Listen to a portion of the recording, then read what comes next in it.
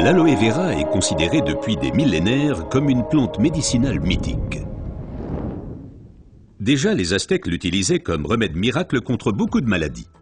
Dans la médecine populaire, elle est connue pour ses propriétés désintoxicantes, purifiantes, dégraissantes et désacidifiantes. Aujourd'hui, on sait également qu'elle exerce une influence positive à la fois sur le taux de sucre et le taux de graisse dans le sang, par exemple le cholestérol. Mais il faut préciser qu'il existe différentes sortes d'aloe vera. La véritable aloe vera, l'aloe barbadensis, est un lys du désert et est cultivée dans les régions sèches, notamment en Amérique centrale et en Amérique du Sud.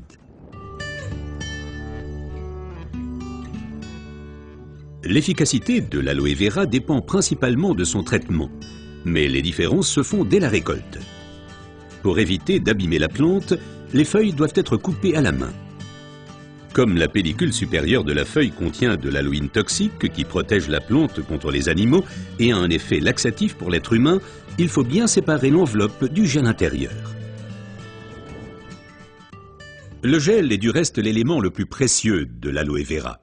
Il contient à lui seul plus de 150 composants importants et bénéfiques pour la santé tels que vitamines, enzymes, polysaccharides et oligoéléments.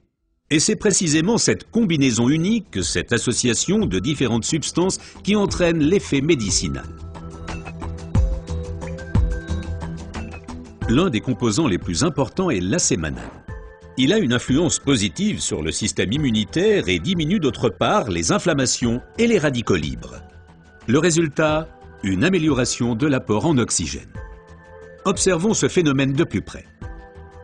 Le sang assimile l'oxygène dans le poumon et le transporte à travers les vaisseaux sanguins vers les cellules.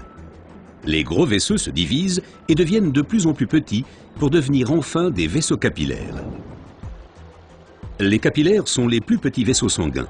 C'est là qu'a lieu le transfert de l'oxygène du vaisseau sanguin vers les cellules.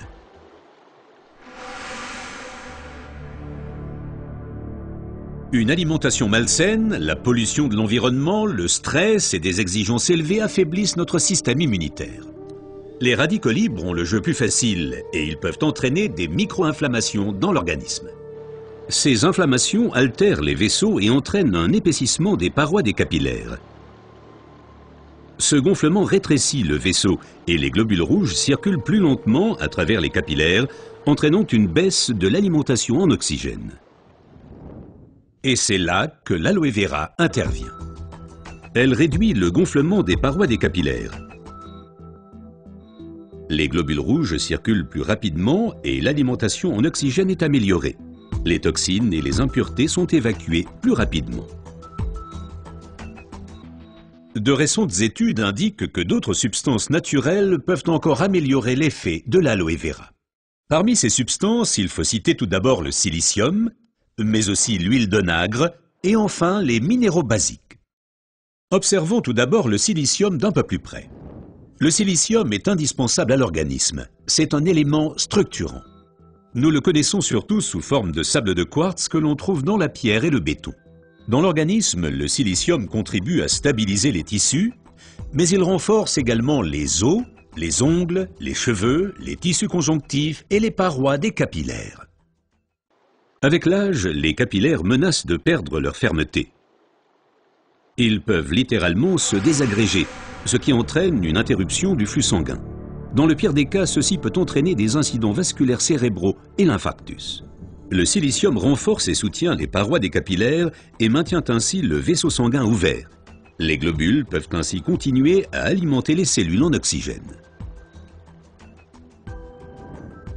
Mais le corps humain ne peut pas s'alimenter en silicium sous sa forme d'origine qu'est le sable de quartz.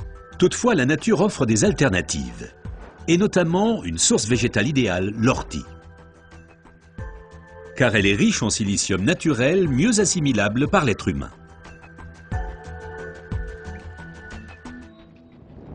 Une oxygénation optimale ne dépend pas uniquement des capillaires, mais aussi et surtout de l'état du sang. Le sang ne peut bien circuler dans les vaisseaux capillaires que s'il est suffisamment fluide. Certaines substances peuvent améliorer la fluidité sang, huile d'onagre avec ses acides gras insaturés et naturellement les minéraux basiques. Les acides gras insaturés sont des fluidifiants du sang. Ils empêchent les globules de s'agglutiner et donc un épaississement du sang. Les minéraux basiques soutiennent l'élasticité des globules rouges et facilitent ainsi leur passage à travers les capillaires. Ces deux éléments améliorent la fluidité du sang et garantissent ainsi son alimentation optimale en oxygène. Permettez-moi de récapituler. Une oxygénation satisfaisante de nos cellules est une condition importante de notre santé et permet également de prévenir les maladies graves. L'aloe vera et son effet décongestionnant améliorent l'oxygénation. Le silicium renforce les parois des capillaires et garde le vaisseau sanguin ouvert. Cet effet est renforcé par l'huile d'onagre et aussi par les minéraux basiques.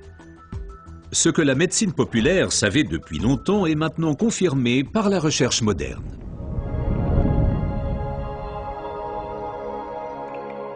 L'aloe vera améliore l'apport en oxygène et donc votre santé. Car l'oxygène signifie la vie. Faites confiance à l'aloe vera.